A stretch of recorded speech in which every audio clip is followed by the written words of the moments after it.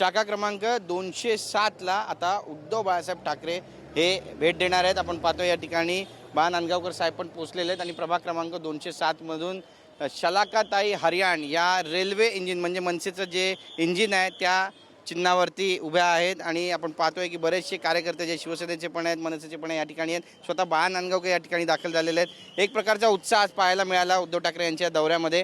कशा पद्धतीचं वातावरण आहे आणि हा मराठी बहुल गड मानला जातो शिवसेना मनसेचा, त्यामुळे इथला निर्णय जो असेल तो संपूर्ण मुंबईला हादरवणार असेल।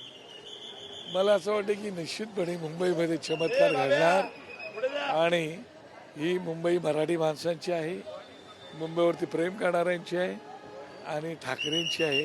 हे निर्विवाद सत्य समोर येणार। नक्कीच कशा पद्धतीचं वातावरण तुम्ही पाहता, कारण तुम्ही सुद्धा चांगलं वातावरण मी जवळजवळ सगळीकडेच फिरतोय, अत्यंत उत्तम वातावरण आहे आणि निश्चितपणे त्याचा परिणाम मतदारांवर पण होतोय।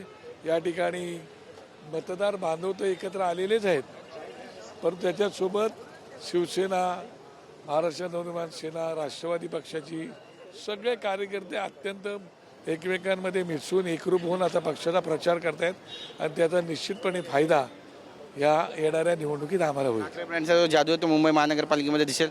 100% जादू मराठी माणूस आणि महाराष्ट्रावरती प्रेम करणारा जो बांधव आहे, त्यासोबत इतर भाषिक आहेत, मुसलमान बांधव पण आहे, गुजराती बांधव आहे, मारवाडी बांधव आहे, बौद्ध समाजाचा बांधव आहे, हे सगळे बांधव आमच्या पाठीशी खबर उभे राहतील। यावेळी महानगरपालिकेच्या ज्या निवडणूक आहे त्यामुळे मध्ये बाळासाहेब ठाकरे यांचा जो पुतळा होता कुलाब्यामधला त्याला झाकण्यात आलं, कारण देण्यात आलं की त्याची डागडुजी सुरू आहे आणि अशी पण माहिती मिळते की आचारसंहिता सुरू आहे, मग डागडुजी कशा पद्धतीनं केली जाते असा पण प्रश्न उपस्थित केला जातो। बाळासाहेब ठाकरेंना किती दाखवून ठेवलं ना तरी सकाळच्या पाठीला कोंबडा आरवत असतो, तसं बाळासाहेबांचा विचार हा महाराष्ट्राच्या नाही देशाच्या नसानसामध्ये रक्तामध्ये गेलेला आहे। तो किती दाखवून ठेवलं तरी बाळासाहेब आहेत।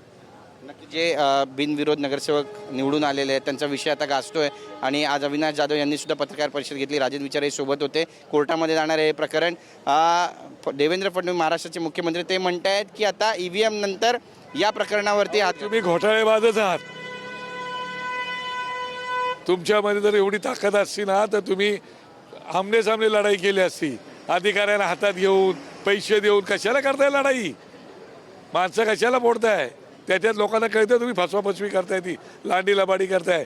बोलून काय होत नाही, आम्हालाही बोलता येतं, फक्त आम्ही सन्मान राखतो म्हणून आम्ही बोलत नाहीत, कळलं? त्याच्यामुळे तुम्ही काय करताय ते लोक डोळे उघडून बघतायत। लोक हे आंधळे नाहीत, लोकांना दिसतंय। 40-45 वर्षाच्या कारकिर्दीत मला असं बघितलं नाही मी कधी की निर्विवाद म्हणजे बिनविरोध लोक निवडून येत येते। ते न कळायला का आम्ही दुधखोळे आहोत? पुढची भूमिका अशीच आक्रमक असेल? आक्रमकच राहणार। बाळासाहेबांनी तसंच घडवलं आम्हाला, आम्ही पुचाट कधीच नव्हतो, आचाट्यात आहोत।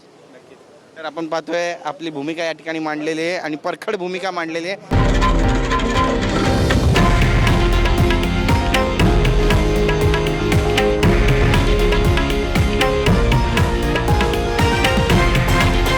हे आहे देशातील नंबर 1 न्यूज नेटवर्क आणि आपण पाहत आहात TV9 मराठी, एकमेव।